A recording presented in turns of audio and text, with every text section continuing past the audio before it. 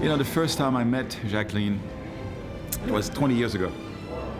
And I remember it was at a Shende, which is her dinner.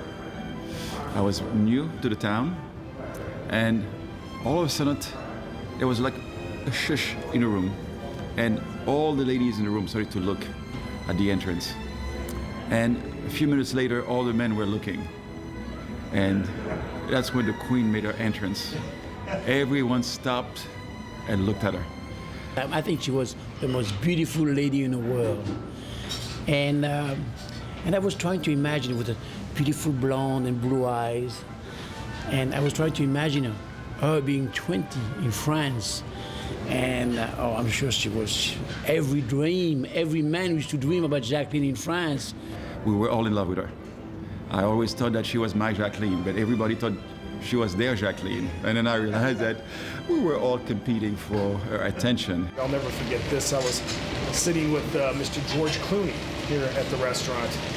And Mr. Clooney and I were having a few drinks, and Jacqueline walked in. And I introduced Mr. George Clooney to Jacqueline, and we sat down and we had drinks. And I said it again, probably for the 100th time. I said, George, I said, I'll tell you what, if it was 30 years from now, I said, she'd be mine. And he goes, no, Robert, she'd be mine. And he took out a napkin and he wrote to Mrs. Jacqueline Rodier from George Clooney, you'd be mine, not Robert's. And she just was in awe with that.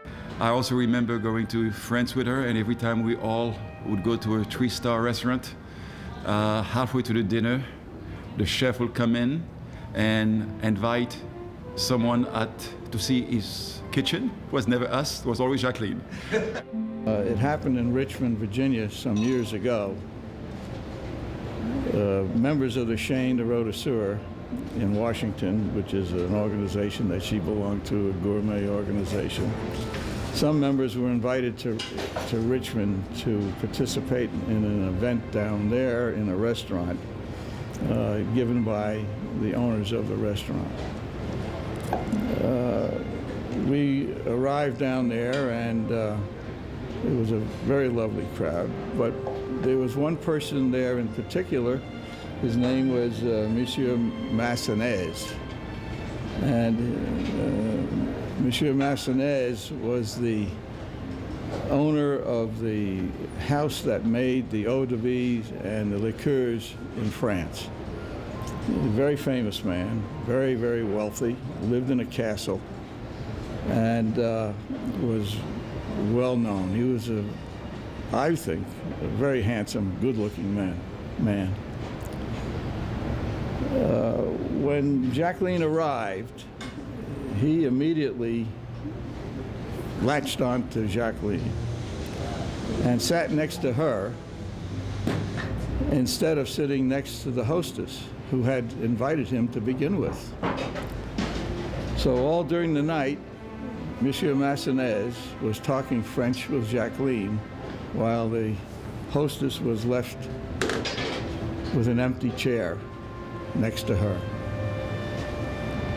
Of course, the lady who was the hostess and a good friend of Jacqueline, because who had invited her, said that she didn't understand why Monsieur Massenet had sat with Jacqueline, but she was sure that Jacqueline had something to do with it, and the result is that she would not talk to Jacqueline again for years and years and years. And it went on for many, many years. And actually, I have the picture to prove it.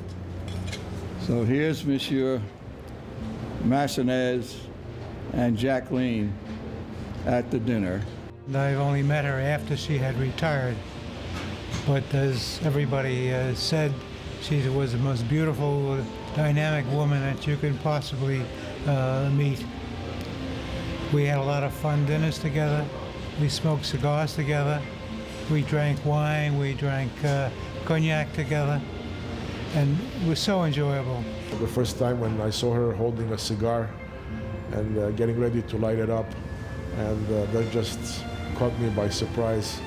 And that's one of the moments that I really still remember until today.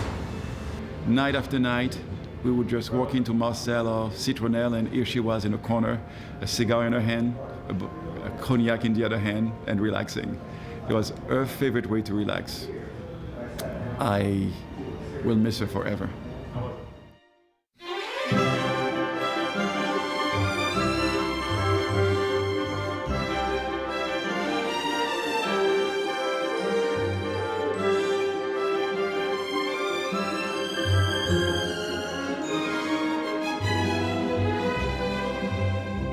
She was a fabulous restaurateur, and the guest, the customer, they were the most important people in the world for Jacqueline. She was trying to deliver the good service, wonderful food, and she paved the street for us. She was here before us, and she did, and she was charming. Great restaurateur, great ladies. An angel of our profession. First time that I met Jacqueline was on M Street at a restaurant downstairs. I mean, that was already for several years in Washington, and a reputation as a wonderful lady, very gracious, beautiful French woman. So I have an invitation of a friend of the restaurant to go for a lunch, and that was my first contact to meet her. I remember it was back in 1980 when I first started in Washington, D.C. at Le Bagatelle restaurant with Robert Gréault. And it was for one of the food and wine events. After the event had finished, I had gone out to the dining room to be introduced to some of the guests. And that's where I met Jacqueline for the first time. She's been a great influence ever since then, and always wanted to be part of what was happening with me and with the progression over the last 25 years here in Washington. Another thing to remember, when you used to make reservation, Henry, Jean-Jacques, my maitre d' used to come and say, Michele, Henry and Jacqueline's coming tonight. It was like a celebration, always happy. Jacqueline and Henry are coming tonight for dinner. When I'd see her walk through the front door, I'd always get a smile on my face because she just brought so much joy to all of us. I'm gonna miss her a lot. She was already an icon when I moved here 20 years ago, and I was lucky enough to get to meet her in your circle of friends. And over time, she became a good customer and a good friend. And it was probably about 15 years of her telling me what to do. She'd come into the restaurant and relax, but at the end of every evening there was always, I need a little touch here, a little touch there, the snails need this, or we needed to add something here, or everything. But, she always did it in such a classy way. Just had this very elegant way of saying, Robert, this was very good, but last time you made it, you did it like this, and it was better that way, or whatever. Because I know when something wrong with you and Jacqueline, you talk about it. When I did get back to the restaurant, it was like a revolution. Michele, the burger is so bad, and I felt so awful. Then I was not able to deliver just a simple burger to Jacqueline and you. But Jacqueline was tough. Always an incredible experience when she came to try to win her accolades with that. That was always what the goal was. She's very knowledgeable about the wine and food. She's very honest, on her opinion, and straightforward, very much like myself, And then she will come up and she say, I prefer to have this, I prefer to have that. But I understood her, We had a gathering from Karim's birthday. But in the middle of that, or prior to that, I was struggling myself in my head. I had turned 40, and the issue of age and getting older was looming in my head when all of a sudden you came through the door of my house with this gorgeous lady. First paradigm broken. When I said, it's not about age, it's about how I feel about myself. So right there, just her presence was inspirational for me, because I realized it's only how I feel. She was what Brigitte Bardot should have looked today if Brigitte had aged gracefully and Jacqueline aged gracefully. At 78, she was the most beautiful woman I've ever met. Well, we were planning a ski trip soon after that gathering. And had not been because of my conversation with her, I'm sure I would have stayed in the lounge reading some books, you know, and that would have been okay for the one I was. But after talking to her, it was kind of like an opening. Why don't you give it a try? You may not do it at the level that people around you are doing it, but just explore it to the level that is good for you. So ever since then, you know, I have given my try to bicycling, rollerblading, plus the skiing.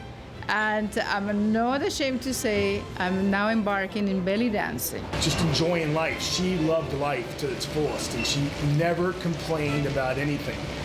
For me, meeting Jacqueline, she would live with me. I can honor her life because as I open new doors in my life, as I experience life in not either or, but I can have it all. You know, she showed me that, and for that I would always be grateful.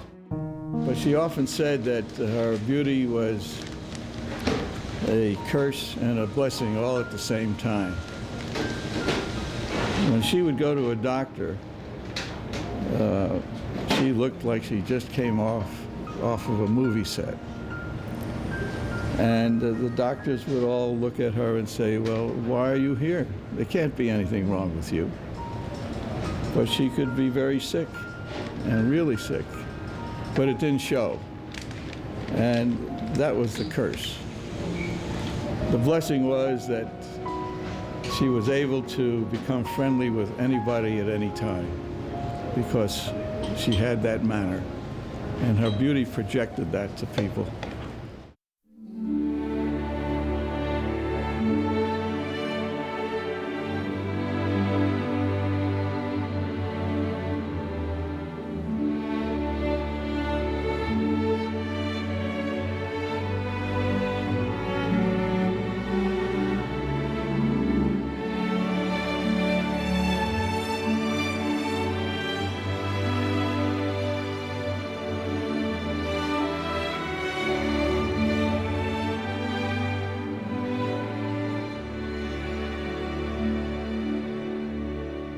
She was a great lady.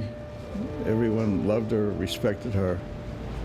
And we feel that because of her contributions to gastronomy in general throughout the Washington area, that she should be remembered. You know, to know someone that long is pretty special. And she was always a woman that you kind of saw as timeless. So you never thought that she would, you know, that she would leave. And I know that we'll miss her very, very greatly, and her impact on what she did in this business will always be missed too. I know she'll live on in everyone's memory for a long time to come. Through all the years that I've known her, she was just a wonderful lady, a great person. I miss her very much every time I think about her. We're certainly going to miss her. I mean, last time I didn't expect that was the last time I would see her. God, we miss you, Jacqueline. You always brought a big smile and a great joy to all of us that, you know, just loved you so much, and you're going to be greatly missed. And I'm looking so forward to cooking this dinner with all your friends on the 25th. And I'm going to cook your favorite dish, your skate wing. And I truly miss you, honey. You'll always be in my heart. She truly was a very special, special woman. I think you've heard quite a bit about Jacqueline. There's not much more anybody can say. All her attributes have been covered. And I think there'll be few women who come along in the future that will be another Jacqueline. We miss her, we love her, and we hope she will rest in peace. Anyway, Jacqueline, for the love from all of us, I hope you're happy there. We adore you, we miss you, and I'm gonna take a time to join you. We have time to. Love you, Jacqueline.